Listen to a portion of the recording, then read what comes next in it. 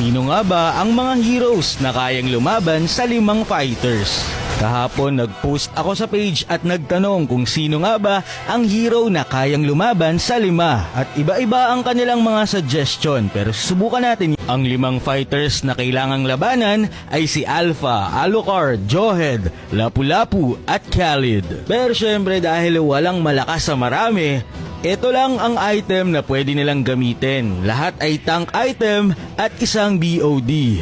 Nung sinubukan kasi namin na pwede lahat ng item, ito ang nangyari kay Stain. Pagkasugod niya, tumba agad siya. Kaya naman puro sustain heroes yung kinuha namin dito. So umpisa natin sa request ni Francis Dindo. Shoutout sa'yo, Yusong daw, let's go! So ay nagsimula na nga ang laban. Pagka third skill, first skill, nagdragon agad yung Yuzong para kahit papano ay madodge ang mga damage at crowd control ng kalaban. Grabe ang sakit ng damage ng Yuzong. Ang mga kalaban niya dito ay hindi pwedeng gumamit ng battle spell para may konting advantage na syempre yung mag-isa lumalaban. Ito na nga po, grabe ang bakbakan pag na-crowd control ka niyan tapos wala kang passive. Sure, tutumba ka. Pero ang lakas ng sustain ni Yuzong, kung makikita niyo dito, kahit 5 ang kanyang kalaban, kakayanin pa rin niya. It is Yuzong versus Khalid. Grabe nga yun, ang lakas ni Yuzong at ng kanyang sustainability. Kaya kakayanin talaga ni Yuzong. Next naman ay si Terisla, requested ni John de la Cruz. Kayang-kaya daw, eto na nga po, nagsimula na ang laban. Dahil hindi na makagalaw yung Terisla, kinailangan niyang mag-vengeance at patuloy bumabalik ang kanyang buhay. Ang problema mo lang dito kay Terisla ay kapag wala ka ng skill na may bato at hindi ka makatakbo, hindi babalik ang buhay mo. Kaya na nga po, napaangat pa at hindi kinaya. Ayan, ulitin natin. Baka sakaling nagkakamali lang ako. Ilang beses namin tinry to. Grabe nga yun. Pag nakabayo si Terisla, bumabalik ang buhay niya. Ang problema, may cooldown kasi yan. At kung makikita nyo dito, hindi kakayanin ni Terisla. Sabi naman ni Calgila Piamonte, si Tamus daw, ito na nga po, nagsimula na ang laban. Sinubukan namin ang iba't ibang item dito kay Tamus. Kung lalaban ka sa 5, ito ang aming nakita na pinaka-the best. Hindi na nagbibuild dito ng Bloodlust Axe, pero dahil marami ang kalaban, magbe-benefit ka pa rin dito. Kung makikita nyo, bumabalik ang buhay dito ni Tamus pagkatapos siya mag-ultimate.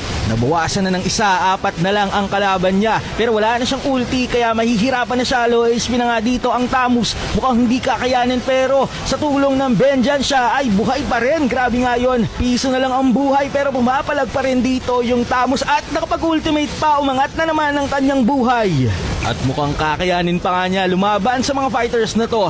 Si Khalid na naman ang natira, pero hindi niya na to papauwiin, kaya naman kaya ni Tamus ang 5. Sabi naman dito ni Franco JB Reyes, si Fredrin daw, let's go, subukan na natin.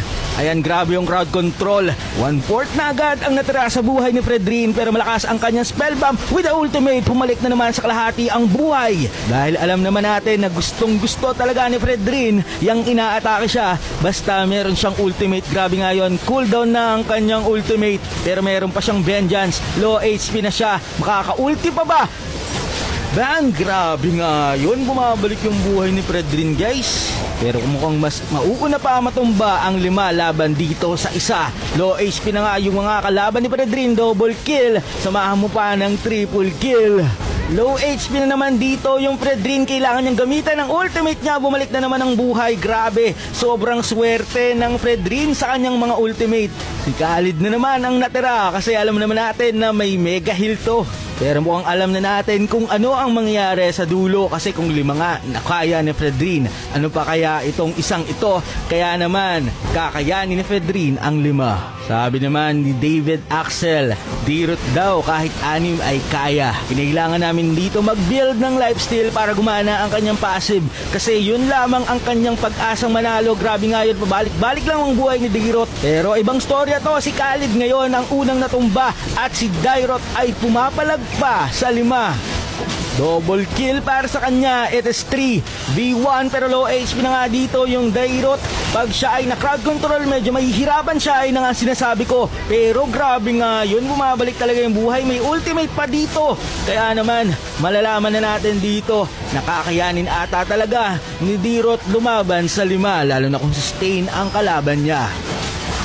And that's do it, Savage para kay Dirot. Sabi naman ni Abby Euginto, try ko daw ang X-Borg. Ito na nga po, magsisimula na ang laban. Pag na-crowd control etong si X-Borg, siya ay mahihirapan. Pag natanggal ang kanyang Viagra armor, siya ay walang magagawa kundi tumakbo na lang. Ay na nga po, nalaglag na ang Viagra armor ni X-Borg. Pero buti na lang, isang first kill lang niya ay bumabalik agad yung kanyang Viagra armor together with the true damage na kaya niyang ibigay sa kalaban. Grabe nga yung sustainability dito ng X-Borg. Low health na ang lahat with the ultimate at sabay-sabay silang maghahay kay San Pedro. Next naman natin ay Freya, requested ni Kenji. So sinubukan namin dito yung naka-inspire at sinubukan din namin dito ang naka-vengeance at ito na ang best fight na nakita namin kay Freya. Low HP na ang mga kalaban pero tapos na ang ultimate ni Freya kaya siya ay tutumba.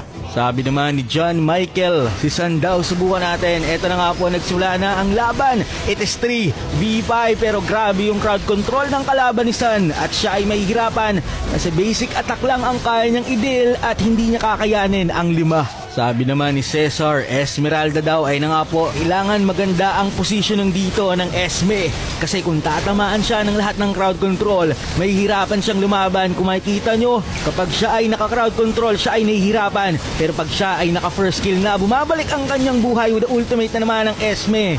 Walang ginawa kundi tumalon dito sa Esme at hindi na makagalaw pero grabe pa rin ang sustain niya with the vengeance. Pero dito pakiramdam ko kakayanin talaga ni Esme since malakas talaga yung sustainability ng hero na to at kung wala kayong dominance ay sa totoong laban mahihirapan talaga kayong i-take down itong hero na to lalo na kung wala kayong masyadong crowd control. Grabe yung balik ng buhay dito ng Esme. Kinuha niya ang shield ng lahat. Puno na naman ang buhay dito ni Esmeralda. Low HP na ang mga kalaban niya. Pero mauubusan ata dito ng mana ang Esmeralda. Kailangan matapos agad niya ang laban. Kung hindi, siya ay mahihirapan.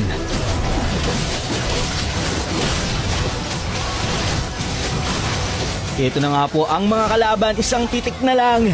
Nagtutumbahan isa-isa. It is Esmeralda versus Lapu-Lapu and Khaled. Khaled na lang ang natitira. Mukhang mauubusan pa ng mana dito ang Esme. Pero alam naman natin kung ano na ang mangyayari. Kaya ni Esmeralda ang 5. Aldous naman daw, sabi ni John Vidal Rubio. So 500 stacks dito yung Aldous. Sinugod niya nga ang 5 kalaban. Pero na crowd control agad siya at hindi nakagalaw. Unang sapak, na-cancel pa ay na nga po nung nakasapak dito si Aldous at malalapit ang kanyang kalaban. Kinakaya niya, tumumba na dito si Alucard. It is the 4 of them. Buti na lang nakaka-basic attack dito yung Aldous at kinaya niyang lumaban sa 5. Grabe nga yun. Pero kung hiwa-hiwalay ang kalaban niya, siguradong mahihirapan siya. Sabi naman dito ni Simon Rosal, kayang-kaya daw ni Rubian kaya naman ating sinubukan. Kailangan natin i-maximize ang ating passive dito kay Ruby para kumunat tayo. Grabe yung damage ng mga kalaban, nalolow health yung Ruby pero isang second skill lang bumabalik ang kanyang buhay. Kaya naman malinaw na mukhang kakayanin talaga dito ni Ruby ang 5 unless ma-crowd control siya ng malala.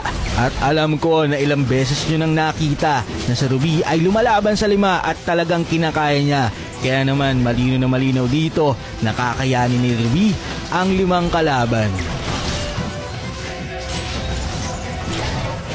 Shoutout sa mga kasama kong gumawa ng content na to. Shoutout kina JC De La Cruz Neru, John Joseph, Ian Delioso, John Ashley, kay Mark Jason, Mark Allen De La Cruz at Nick Edward. Lahat sila ay Mythical Glory pataas, ang highest rank. Kung gusto nyong makasama sa content, mag-comment lang kayo at lagi nyo tatandaan, to God be the glory.